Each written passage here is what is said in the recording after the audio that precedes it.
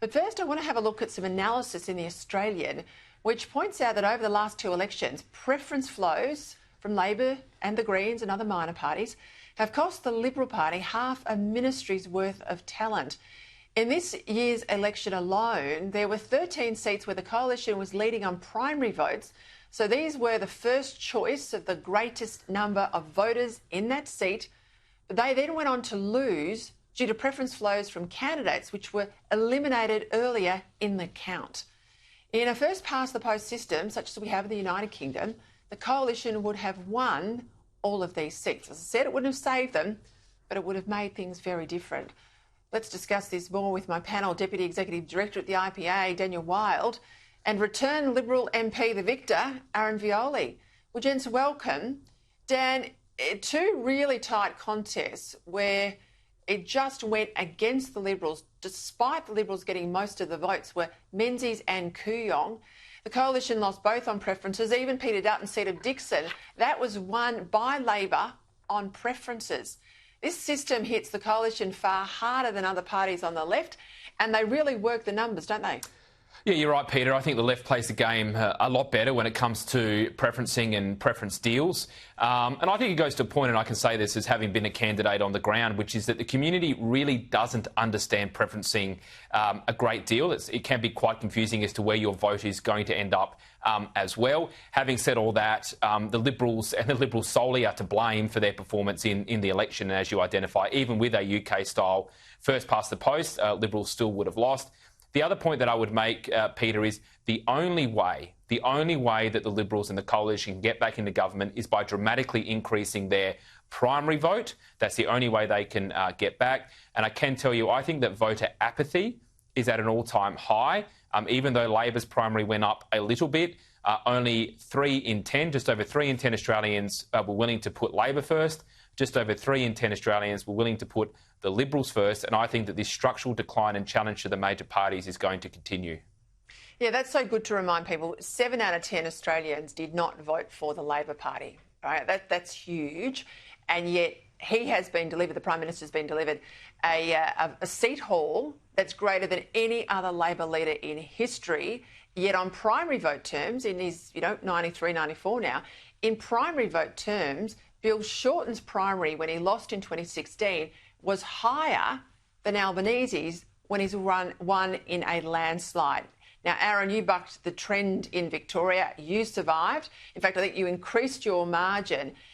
Do we need to have a look at preference flows? Does the Liberal Party in particular need to better understand and better work the system? I can't see, the left voting out preferences, but do you and your party need to do more to beat Labor at this game?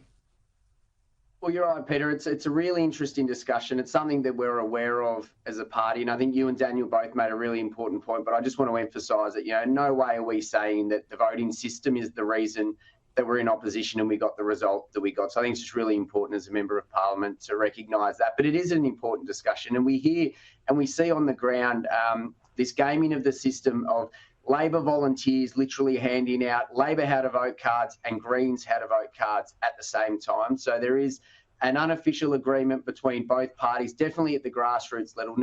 Now, the Prime Minister will never admit that, and he always plays the line that he's not involved in preference deals, although he's involved in everything else in the ALP.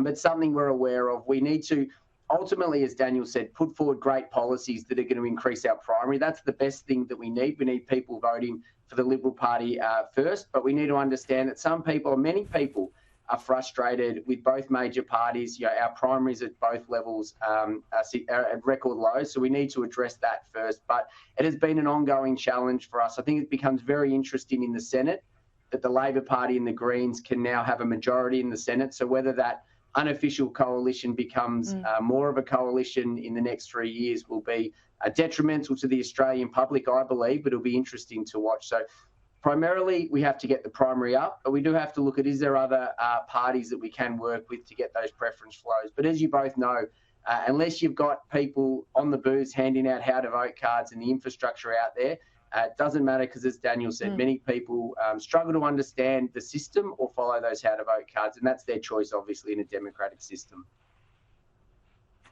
I'd also urge civics education. When I went to school in the United States, I had to do a whole subject about how their voting system worked, the Electoral College and everything else. That in Australia, I mean, I did politics in year 12, but up until then, never learnt about our voting system or our democracy. And I think that's a great shame. I think the left profit off that.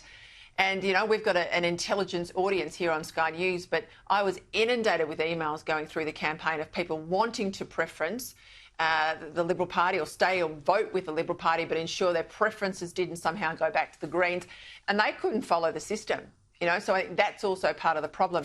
Hey, Daniel, Chris Bowen out of witness protection, but he's running around now saying he has a mandate from the silent majority, not just backing wind and solar, but going harder and faster. In particular, today he was pushing on about offshore wind. What do you make of this? This is really the height of arrogance, Peter. This is dramatic overreach, and I think it suggests that this government will overreach when it comes to energy policy, and it's misreading the room. I mean, you've led the charge on this when it comes to regional communities, whether it's offshore wind or whether it's the massive solar and wind projects on prime agricultural land. Many communities in regional Australia completely and totally oppose these projects, or at best, they are deeply, deeply divided. And I would say if Chris Bowen was so confident as to his position, if he's so confident that net zero and his vision of net zero was a vote winner, why wasn't he on the ground in Illawarra campaigning every single day on this matter? Because Labor knows it's a vote loser, not a vote winner. It might help them win seats like Brisbane and win the Greens voters, but it does not help them with outer suburban Australians, much less those in regional Australia. So if this is the attitude of Chris Bowen when it comes to net zero, then I think you're right. We are in for a very challenging couple of years. And it's right across the board too. We've got a major fertiliser plant in northeast Queensland. This is near Mount Isa, Dyno Nobel. It's Phosphate Hill plant. Looks like it might have to close because high power prices make it just untenable to process phosphate in Australia. 500 workers will lose their jobs. You've got the Northwest Shelf, a $30 billion project. The extension sitting on the desk of the new Minister, Murray Watt. Labor's, kicked that one around for the last 4 or 5 years. It has not made a decision. And this boondoggle of green hydrogen that poor old taxpayers are wasting billions and billions and billions of dollars on, Aaron. Twiggy Forrest today junks another 90 jobs. Everyone's walking away from it. Everyone but Chris Bowen. Yeah, absolutely. I mean, Chris Bowen, it's not surprising they put him in witness protection given his previous campaign performances, but they didn't want to talk about their energy plans during the campaign at all. So it is galling that he claims a mandate. And this is the reality. Cheap, reliable power is the lifeblood of our economy. And really importantly, in this fertiliser example is a heartbreaking example. It's the lifeblood of manufacturing and rural and regional communities. We cannot have the standard of living that we deserve in this country without cheap and reliable power. Last election, as we all know, Anthony Albanese and Chris Bowen promised a $275 reduction that never happened.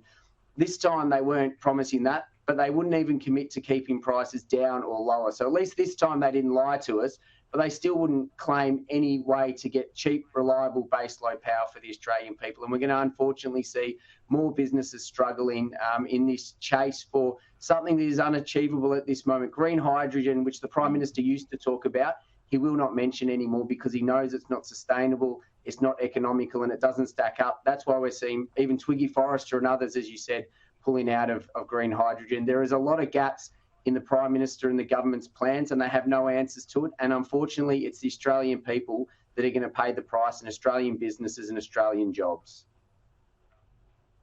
Just before we go, Aaron, you're willing to do a front bench job if you get a call up from the leader?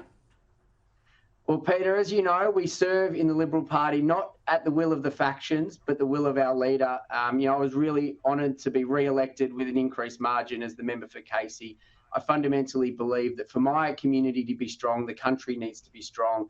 For the country to be strong, we need a strong Liberal Party, first in opposition and then in government. So I want to play a positive role in that as the leader, as Susan sees fit. Obviously, I'd love to have a big voice, whether on the backbench or in a shadow ministry position, but I'll keep working hard for my community, keep putting a positive suggestions forward, and hopefully that results in a bigger role in the future. But I always appreciate our processes and that we do serve at the will of the leader. You might have to do a bit of a lecture series for all your colleagues up there and show them how it's done. In fact, you increased your margin. I think you'd be the only one in the parliament on your side of politics who did that. Well done. Authorised by Aaron Violi, Liberal Party, Lilydale.